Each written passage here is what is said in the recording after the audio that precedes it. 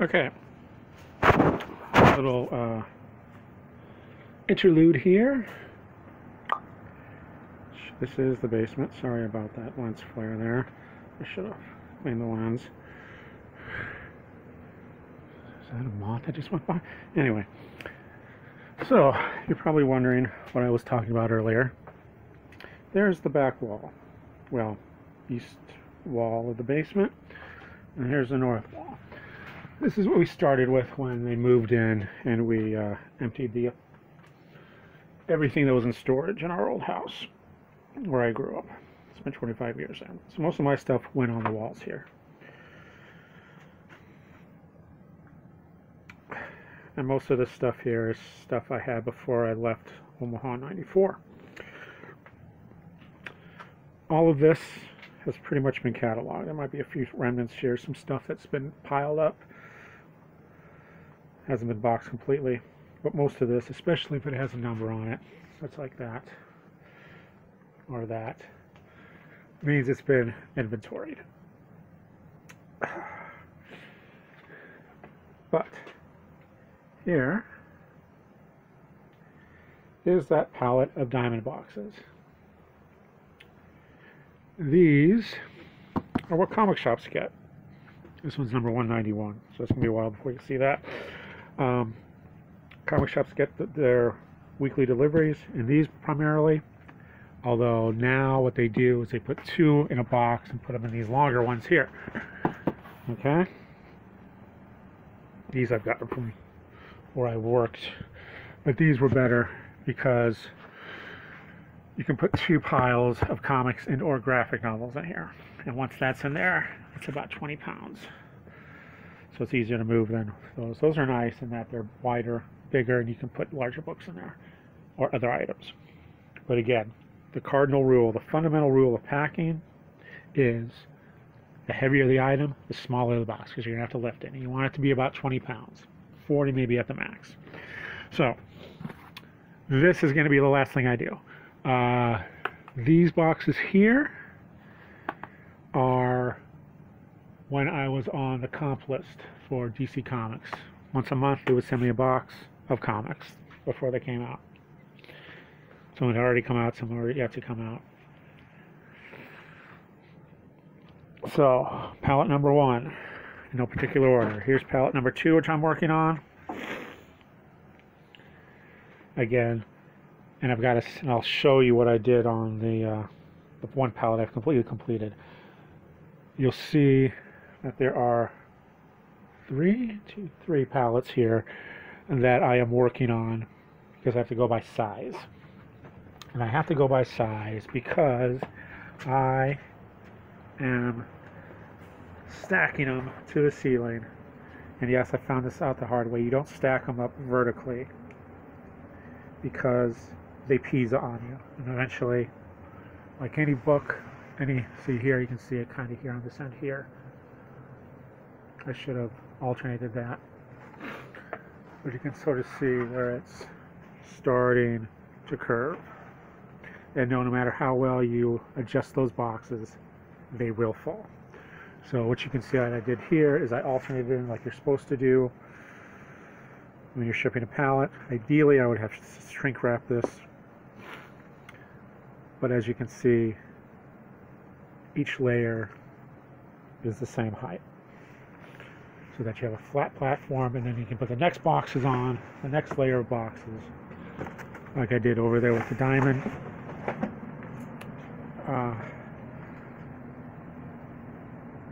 So that they do not collapse on you. You alternate them.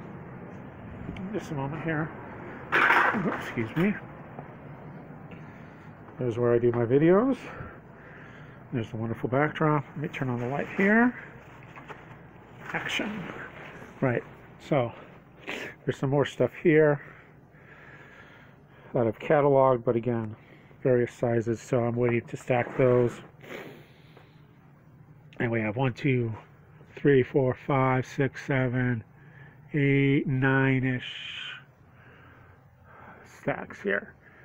But again, you can see here I had to cheat a little because it was sagging, so I propped it up so it angled back over. That's not ideal, because look at the pressure it puts on that box there from Little Brown.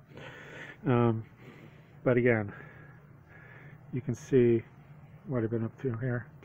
DVDs, shotkeys, graphic novels. T, what was the T stands for? I don't know.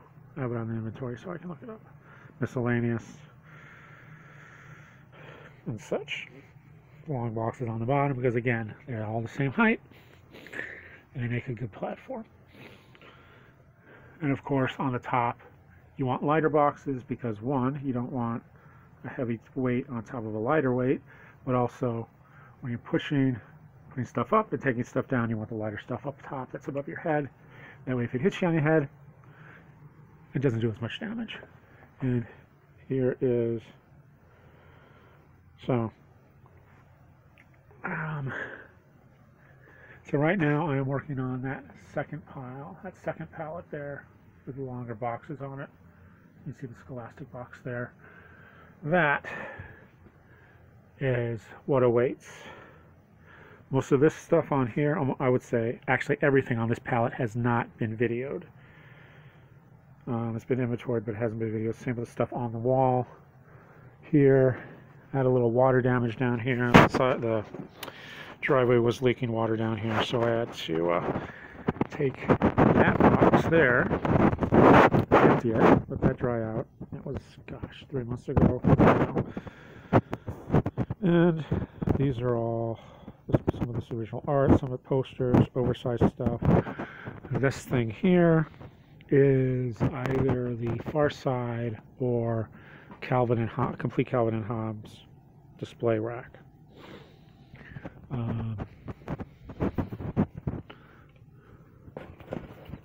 Oh yeah, this was an eBay item that I should have sent back, but I just figured for the hell with it. Never got around to it. But again, posters.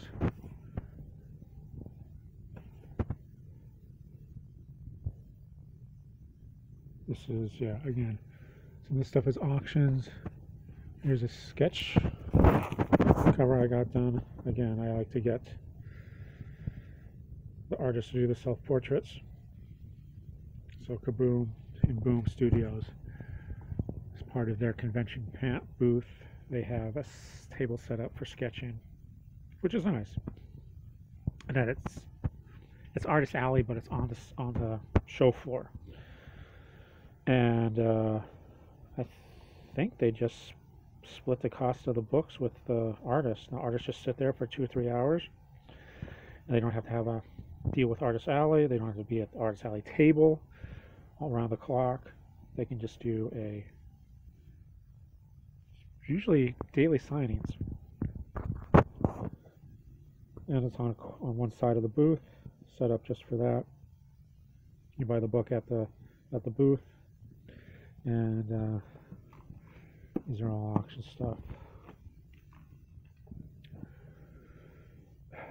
About to do rolled posters. I have poster tubes too. I don't know how I'm going to do a video of that. This it's from Big Planet Comics. I think that might be like a DC collector kit. There's another. Disney Press gave this out at one trade show. Of course, you grab that. It's got a strap on it, so you can carry it like a bazooka. Oh, here from Washington, D.C. A hurricane had gone by obliquely. So there's a lot of rain, but no, a lot of wind, but no hurricane damage hitting. And this had just fallen off. You can see right there where it broke off from the sign, and I figured, hey, it fell off. It's probably just going to get thrown away. So I just picked it up and carried it on up to where I lived at the youth hostel at 11th. Okay. Yeah, youth hostel's still there. 3 years I lived there. So, great location. Neighborhood has changed dramatically since I left in '94. So, that's it. I hope you enjoyed this. I will post this now. We'll do another box probably later tonight.